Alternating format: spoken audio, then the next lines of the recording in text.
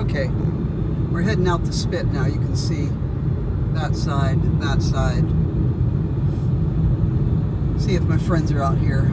It's a few miles now, about 5 miles from the base where we were to out. Oh, I see somebody's flying a kite.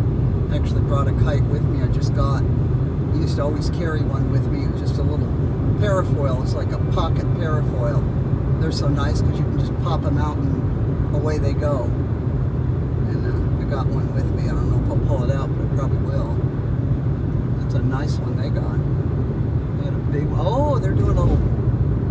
They're out there with wetsuits doing a little windsurfing with those kites, it looks like. See the mud flats out here. Tide's out quite a ways. I've seen beluga whales in here before. That water don't get more than about 10 foot deep. I remember several years ago there were beluga whales running around in there. It was something. See a little bit of surf out there. It ain't much, but it's water, and by golly, the middle of winter when you're really needing to breathe because it's been dark too long, this is a great place to come. Just come out and feel like it's open. It's like things are open and it's all good. I was out here the other day at the fishing hole. You guys saw that. So we're gonna maybe go, well, we'd be going by the fishing hole. And then there's all these little businesses, and oh my goodness.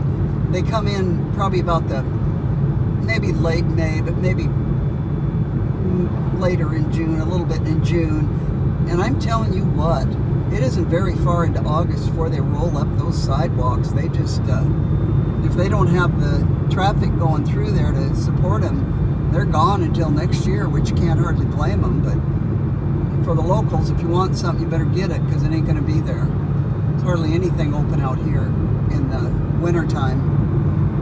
There's Land's End, the restaurant out there they're pretty full of themselves. They used to have a lot better prices, and they used to have locals night. I don't know if they have locals night anymore at all, but they used to, and it would be pretty reasonable because you could go once a week and get a pared down menu for a better price.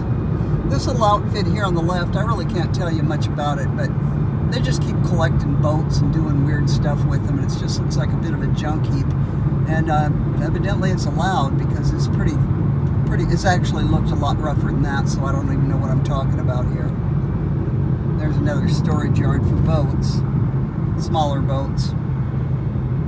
They put these rocks up not too many years ago here because that surf was coming over. Boy, you get a lot of wind and a high tide in the wintertime, and you'll get 20-pound boulders thrown up on top of the road.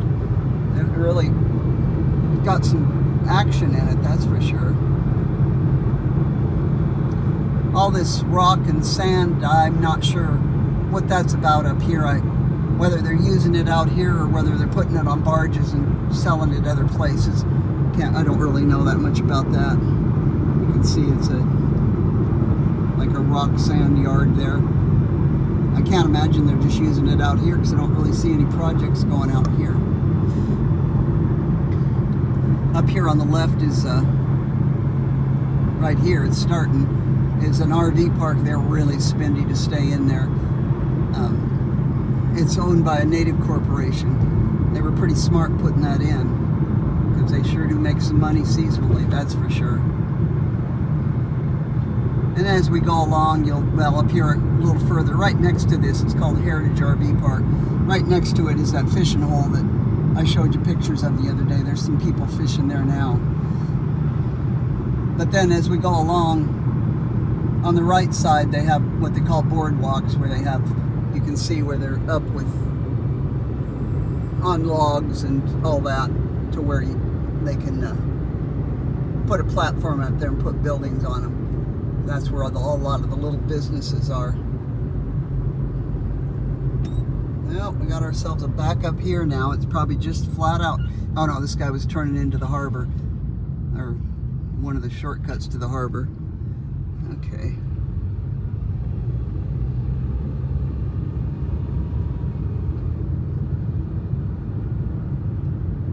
Yeah.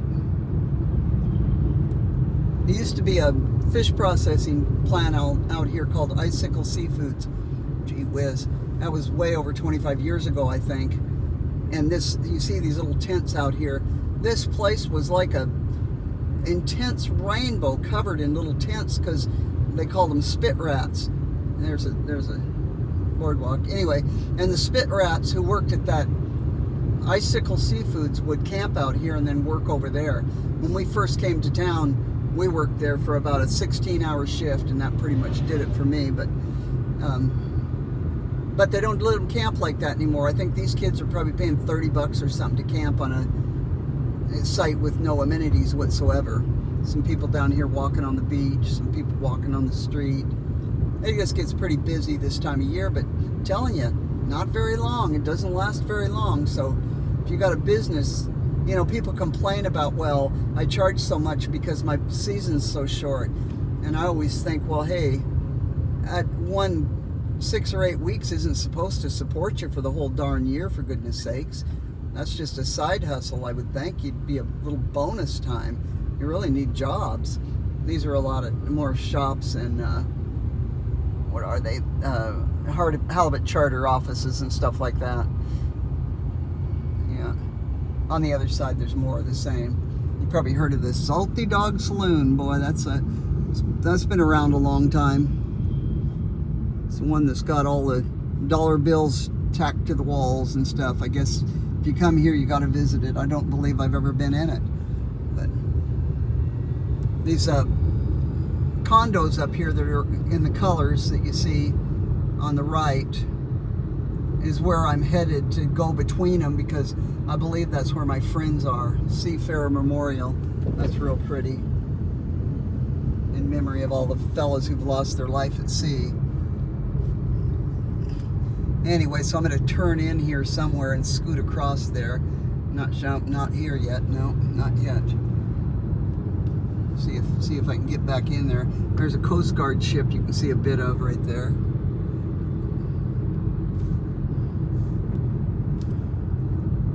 Okay, I think I can turn down this driveway and get back in there. And this is a Land's End condos and parking lot to the Land's End deal. So let's see if their car's back here yet. I don't know if they're here. They said they'd let me know, but they might have and I missed it, or they might just be fishing a while before they have to listen to me ramble on. That's wouldn't surprise me. They're really nice people, though. I'm not saying that. Oh my goodness, I took the wrong road, I think. Yeah, got to turn around. Oh no, can I get through here? Nope, it doesn't go through. I'll just go through and turn around. Trying to get to the other side of where those little raggedy trees are. Okay. I don't see them, but I'll go around the longer way because I don't know what I'm doing, obviously.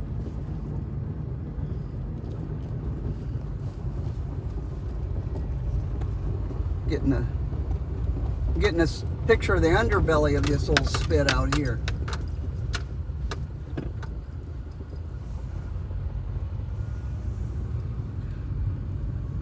They store oil in there.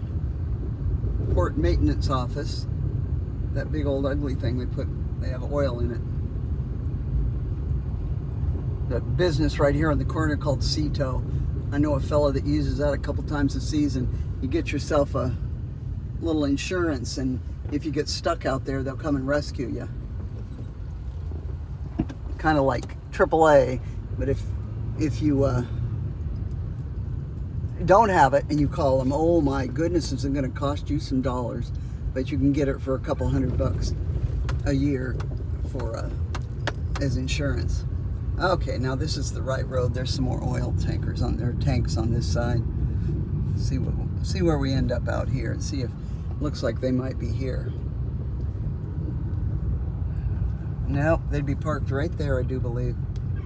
I sure don't see them. No, I would have thought they'd have been here by now.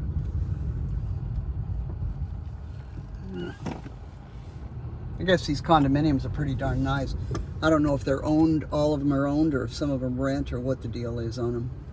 But I'll get across here and